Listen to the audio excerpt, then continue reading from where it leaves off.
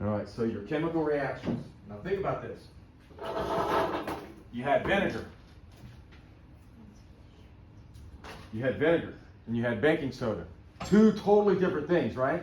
But when they get together, the atoms rearrange, and then what's left over is totally different than what started out with. So in this case, the chemical reaction changed the vinegar and baking soda into something totally new called a product. Okay? Now the reactants.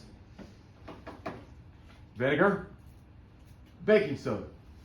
And those are just the things that react together. So don't make it any more complicated than it really is. It's not. And it's not. And then what they end up making is called the product. Well, here's a cool thing. If you hold a firecracker in your hand, it burns you, right? Because it releases energy. Check this out quick. Feel the bottom. What do you notice? It's cold. I didn't use cold. That stuff's been sitting there. Anybody want to touch the bottom? Touch it. It's going to be really cold. Drink it. Terrible. Thirsty. Right? Put it in my warm hat. I wouldn't say it's super duper cold, but it's cold enough you would notice it. Okay. Feel it? Now, cool thing about this reaction is this.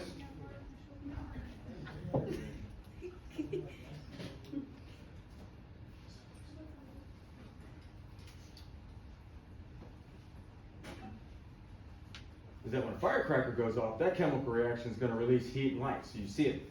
It gets hot. This chemical reaction uses the energy out of the air to rearrange all the atoms. And so that's why it's cold. It's pretty cool. Now, here's what it looks like. Just like I told you. Here's your reactants.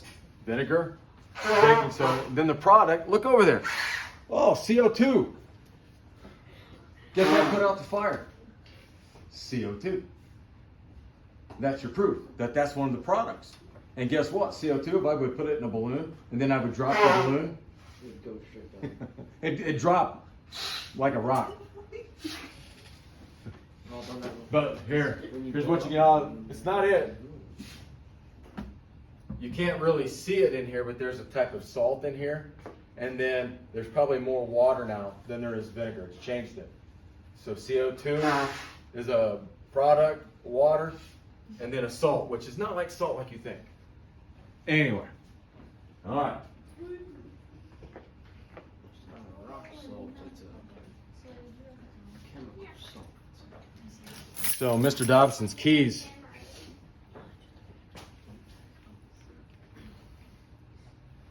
I have a lot of keys. I can't remember quite what they're all for.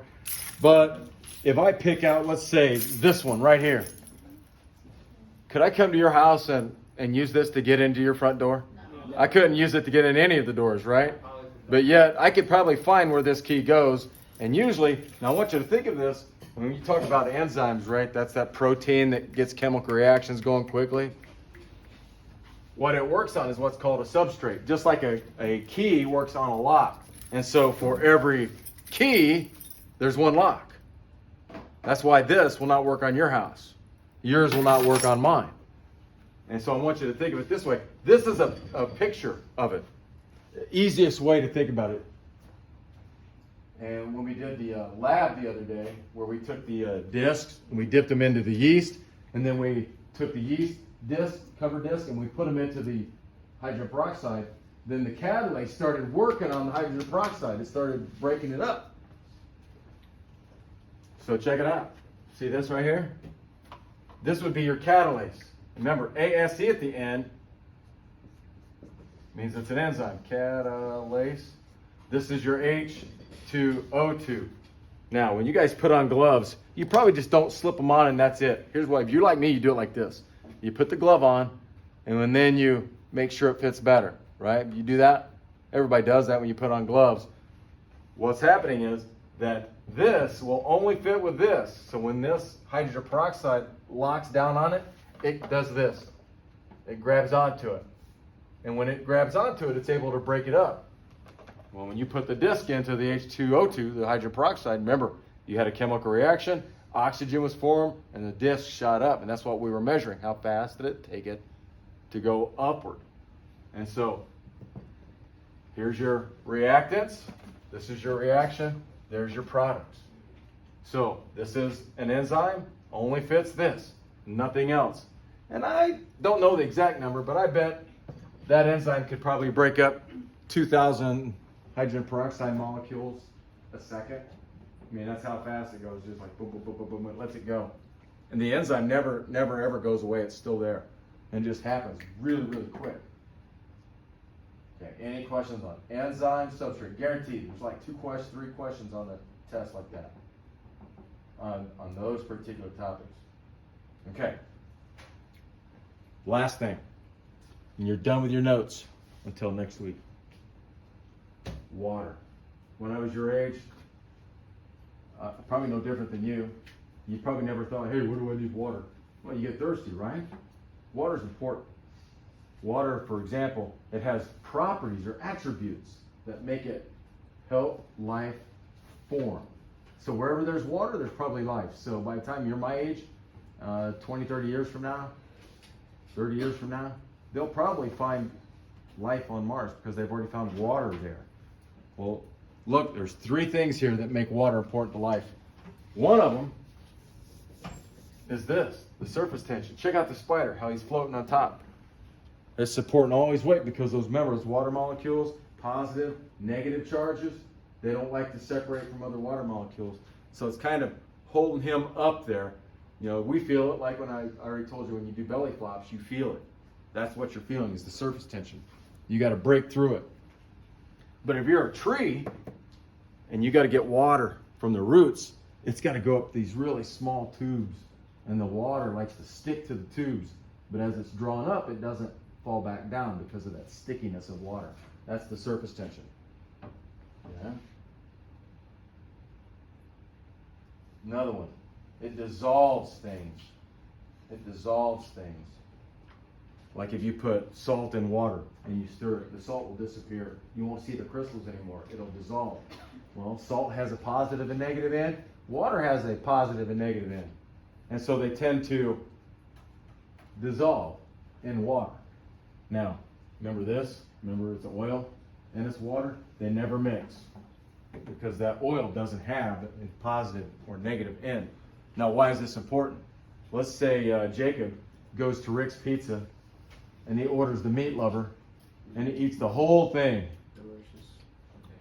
Okay. I would guess inside an hour and a half he's going to be at his drinking faucet drinking tons of water because he's going to have so much salt in his body it's going to trigger his thirst mechanism. And then when he drinks the water, what it's going to do is it's going to start finding the salt in his body and clearing it out. That way he can sweat it out. We can, we breathe it out. We can, we'll pee it out, not breathe it out. But it dissolves things. Okay, another one. The numbers are wrong, but that's okay. If I drop a lead ball in a lake, where's it going? To the bottom. To the bottom. Right? Solids tend not to float. Water's weird because as it gets colder, it gets bigger. It expands. Anything that expands gets lighter and it rises up. Think about a hot air balloon. You put hot air in, it makes the balloon expand, it rises up. But ice turns into a solid. Back in the good old day, we used to have Pepsi in glass bottles. And I don't know how many times I would put one up in the freezer and then it would explode. You ever do that with a can? Yep. And the can won't necessarily explode, but it'll expand.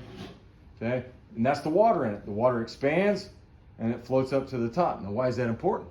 If you're an ice fisherman, you'll know. Because when you go ice fishing, you got to cut through that layer of ice because the ice goes to the top and it will freeze from top down. Any other liquid will freeze from bottom up. Now, that's good if you're ice fishing because then it's good for the fish because you can lower your line in there, catch a bluegill, bass, northern pike, whatever. So if you're a fish, you're under this ice, you're protected. That means the water's not going to get too cold, and it probably will never freeze depending on how deep it is. Around here, we got about a month and a half, and it's going to start freezing. And then it's been a very long time since, the river was never frozen solid. On the top, yes, but there's always water running underneath it. Okay, last one. It was really low yesterday. Yeah, it is low. Now it could freeze if we don't get rain, but we tend to get rain. Okay, last one. High heat capacity. You guys ever boil water? Yep. Doesn't it seem like it takes forever? Yeah. You put a pan of water on there, you turn on the heat. Water's got to boil to about roughly 212. It's got to get to 212 degrees, and then it goes from a liquid to a gas. That's what it's talking about. It has a high heat capacity. But what's that got to do with life? Well, if you've ever sweat, you know. All right, you sweat. What do we sweat? What's your body trying to do? Trying to cool you down, right? And so water, when you start sweating it out and it gathers on your skin, it absorbs the heat from your body and radiates it out into the atmosphere. And that's important. That is important. Or a lake won't freeze all the way solid because it's able to, like Lake Michigan, very rarely does it ever freeze over. It does, but the water holds so much heat from the summer that it doesn't ever totally freeze on rare occasions. Okay? So that's important. High heat capacity, right? Helps us cool down. I think that's it. Any questions? Never is. I did a good job. All right. Here come the lights. Hey, at least you give us warning.